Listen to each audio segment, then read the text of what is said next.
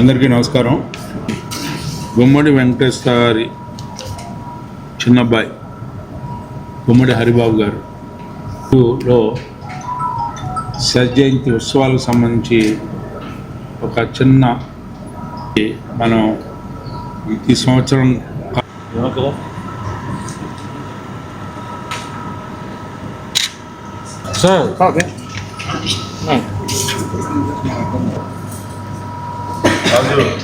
Okay అన్న, మనందరి హృదయాల్లో చెరగని ముద్ర, సినీ రంగంలో తనకంటూ ఒక ప్రత్యేకమైనటువంటి స్థానాన్ని ఏర్పరచుకున్నటువంటి ప్రముఖ నటులు డాక్టర్ గుమ్మడి వెంకటేశ్వర గారి జయంతి వేడుకల్ని ఈ సంవత్సరం ఆయనకి సంబంధించినటువంటి అభిమానులు, కళాకారులు, బంధుమిత్రులు అనేక చోట్ల జరపాలని నిశ్చయించి ఇలా 100 ఏళ్ల పూర్తి చేసుకున్న జయంతి సందర్భంలో ప్రారంభ సభ ఇక్కడ ఏర్పరచుకోవటం. ఆ రోజున సాయంత్రం 9వ తారీఖు సాయంత్రం 5:30 సభ ప్రారంభమవుతుంది. ఆ తర్వాత కృష్ణ ఆర్ట్స్ గుడివాడ వారు ప్రముఖ స్వాతంత్ర సమరయోధుడు ద్వారబంధాల చంద్రయ్య నాయుడు సాంఘిక నాటికని ప్రదర్శిస్తాం. ఆ తర్వాత సభ ప్రారంభించుకుంటాం. ఆ సభకి అనేక మంది పెద్దలు ముఖ్య అతిథులుగా ఉపసభాపతి రఘురామకృష్ణరాజు గారు, అదేవిధంగా మన మంత్రివర్యులు పౌర శాఖ మంత్రులు నాదెళ్ల మనోహర్ గారు, మాజీ మంత్రి గౌరవనీయులు గురుతుల్యులు డాక్టర్ దగ్గుబాటి వెంకటేశ్వర గారు, అదేవిధంగా ప్రముఖ సినీ నటులు డాక్టర్ మురళీమోహన్ గారు, పార్లమెంట్ సభ్యురాలు దగ్గుబాటి పురంధేశ్వరి గారు, NTR memorial trust managing trustee, అదేవిధంగా మన రాష్ట్ర ముఖ్యమంత్రి జాతీయ పార్టీ అధ్యక్షులు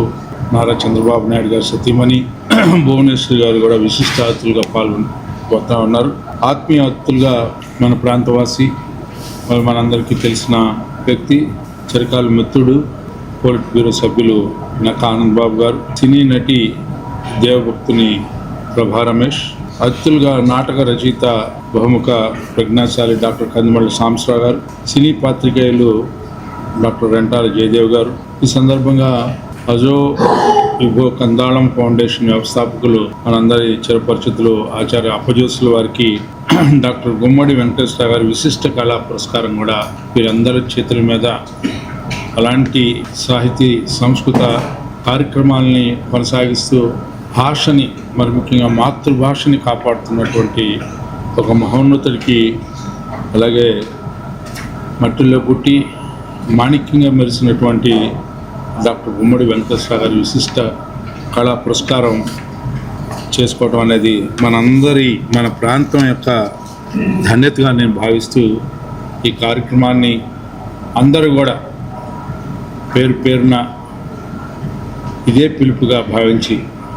ప్రతి ఒక్కరూ ఇది నా కార్యక్రమాన్ని భావించి ఈ కార్యక్రమంలో పాల్గొని ఈ కార్యక్రమాన్ని విజయవంతం చేయటం అనేది మన బాధ్యత. ఎందుకంటే ఇక్కడ పుట్టి ఈ ప్రాంత పేరుని కళల కానాచిగా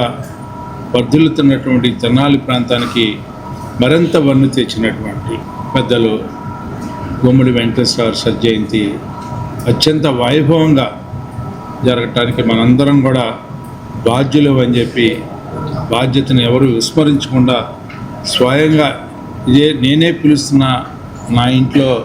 ఈ పండుగ చేసుకుంటున్నాననే భావంతో అందరూ కూడా ప్రముఖులు, పట్టణ ప్రముఖులు, అదేవిధంగా పాత్రికేయులు, ప్రజలు, మరి ముఖ్యంగా కళాకారులు, కళాకారులు చేయనటువంటి ఈ కళామ తల్లి సమక్షంలో మనం అలాంటి కళాకారుని స్మరించుకుంటూ చేసుకుంటున్నటువంటి జయంతి ఉత్సవాన్ని అత్యంత ఘనంగా చరిత్రలో నిలిచిపోయే విధంగా చారిత్రాత్మకమైనటువంటి సభ అని చెప్పుకునే విధంగా ఈ సభ జరగాలని చెప్పి కోరుకుంటూ మీ దగ్గర సెలవు తీసుకుంటాం.